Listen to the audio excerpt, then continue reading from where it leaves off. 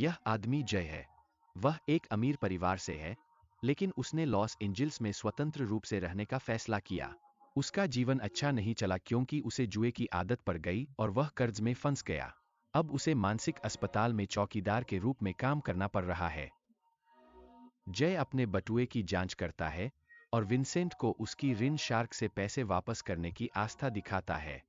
Vincent कहता है कि उसे पैसे नहीं है और जय को ठीक कराने के लिए उसे मारने की धमकी देता है।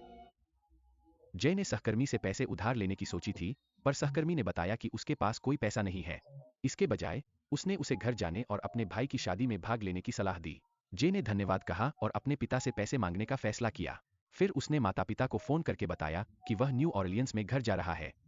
उन्होंने जे लाई को बुलाया था क्योंकि वह एक मानसिक अस्पताल में प्रशासक के रूप में काम कर रहे थे और उनकी प्रेमिका एक नर्स थी।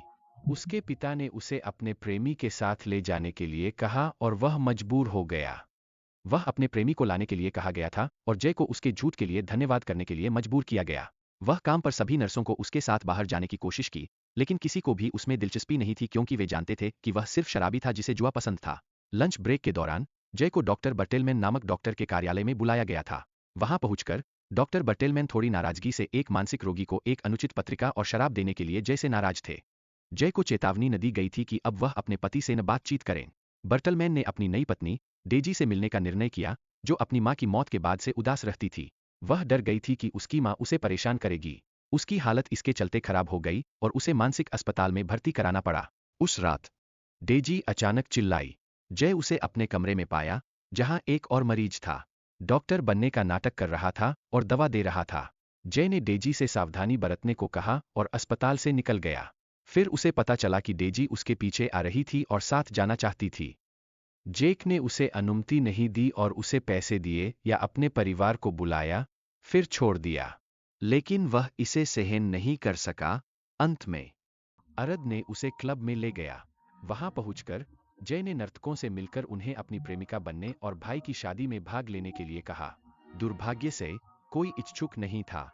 फिर गार्ड ने बुलाया, कहकर कि डेजी ने नर्तकों को परेशान किया था। उन्हें क्लब से बाहर कर दिया गया था। जय ने अचानक डेजी से प्रेमिका बनने का नाटक किया। वह डेजी को न्यू ऑरलियंस ले गया और उसे अस्पताल में नर्स के रूप में काम करने का नाटक कराया। उसने जय के आदेश का पालन किया।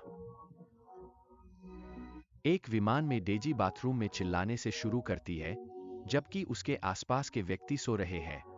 वे बिना अनुमति के बिजनेस क्लास में प्रवेश करते हैं और बैठ जाते हैं।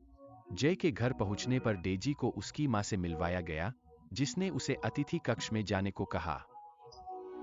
उसके पिता ने उसे जेट सिगरेट पीने के लिए बाहर गया तो उन्होंने उसे गैरेज में अपना कार संग्रह दिखाया। उस रात के खाने के दौरान जेरी ने जय से उसकी वर्तमान नौकरी के बारे में पूछा। जय ने कहा कि उसने एक मानसिक अस्पताल में एक व्यवस्थापक के रूप में काम किया। डेजी हंसी नहीं रोक पाई। जय ने बताया कि वह एक नया व्यवसाय शुरू करने जा रहा था और उसे अतिरिक्त पूंजी की आवश्यकता थी। जल्दी से डेजी ने अपने पिता को समझाया और उसे पैसे उधार देने के लिए सहमत कर लिया। जय ने धन्यवाद दिया और अगली सुबह उसकी मां ने उसे जगाया क्योंकि डेजी ने बाथरूम की सफाई शुरू कर दी थी। जय ने डेजी से संपर्क किया और पूछा कि उसने ऐसा क्यों किया। डेजी ने बताया कि यह उसकी दैनिक ड्यूटी थी जिसे उसकी मां ने करने के लिए कहा था। वह प्यार करना चाहती थी। नीले रंग से बाहर डेजी ने अचानक मान लिया कि उसने अपनी मां को मार डाला था। जय को मौत के घाट उतार दिया गया था। सुनकर ही कुछ क्षण बाद शादी समारोह से पहले जय की मां ने गलती से डेजी को दो खुलासा पोशाक पहने हुए देखा। उसने डेजी को अपनी अलमारी में एक में बदलने के लिए कहा। उस रात जब जय ने डेजी की शक्ल देखी तो उसका दिल दौड़ गया।